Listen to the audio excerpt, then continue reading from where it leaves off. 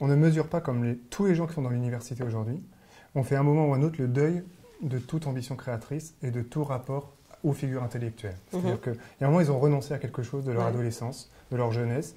Ils ont dit, moi, je vais être quelqu'un d'installé, qui va faire des recherches bien sérieuses, publiées dans les revues, etc. Et c'est pour ça qu'ils détestent un peu les figures qui essaient d'incarner cette tradition-là, parce que ça leur rappelle des choses auxquelles ils ont forcément un petit peu eu envie de ressembler.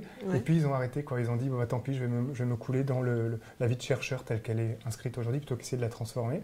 Ce que ça montre, pour être très clair, c'est que pour publier ces livres-là, il faut quitter l'université. Aujourd'hui, étant donné ce qu'est l'université, et c'est pareil en sciences politiques, donc c'est la gauche de l'université, c'est des gens qui sont tous au front de gauche, tous verts, tous PS, etc. Il n'y a pas une personne de droite et tout ça. Donc c'est la gauche de l'université comme ça, et c'est bien le problème. Si vous voulez faire des livres, donc qui vont s'adresser à des publics, qui vont faire des choses, vous devez quitter. Enfin, le prix à payer, c'est d'être exclu de l'université.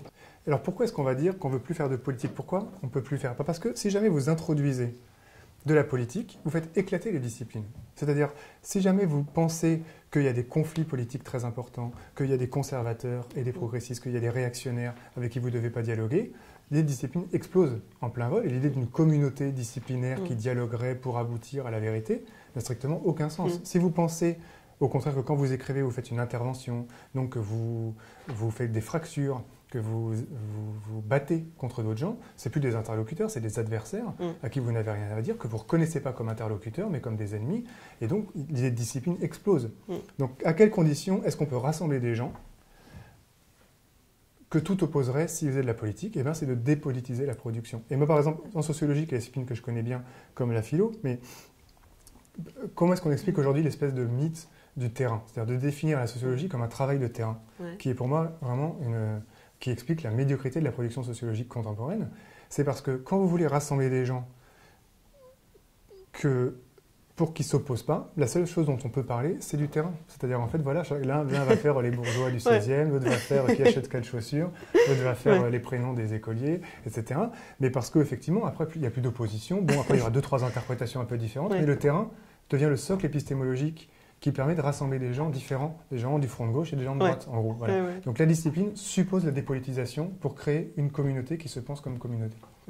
Gaucher, c'est le petit, comment on pourrait dire, nervi de Cénacle qui mène une guerre à tout ce qui est la pensée progressiste et de justice sociale en France depuis 20 ans. C'est-à-dire c'est des militants, comme disent, de l'anti-antiracisme. C'est des militants contre le mariage gay, c'est des militants pour l'infériorisation des étrangers, contre l'immigration, c'est des militants contre les droits des femmes, etc. Donc c'est des gens qui mènent une guerre à toutes les minorités, qui sont pour le peuple quand c'est la manif pour tous, mais quand c'est les manifs de 95, c'est le populisme qui fait problématique avec la raison d'État et les économies nécessaires. Donc c'est la révolution conservatrice dans toute sa violence. Et c'est même pas des intellectuels à la Rosan Vallon, c'est-à-dire un petit centre mou, un centre droit mou. Gaucher, c'est des gens qui, juste avant les rendez-vous de l'histoire, font dans la revue Les Débats quelque chose sur le mariage gay, qui est un pur et simple numéro d'injure. C'est un des articles d'injure homophobe. Et le numéro précédent est sur Tribala et Finkielkraut, sur la façon dont les immigrés détruisent la langue française et notre beau pays. Donc voilà, c'est clairement un truc d'extrême droite. Je dis vraiment c'est l'extrême droite.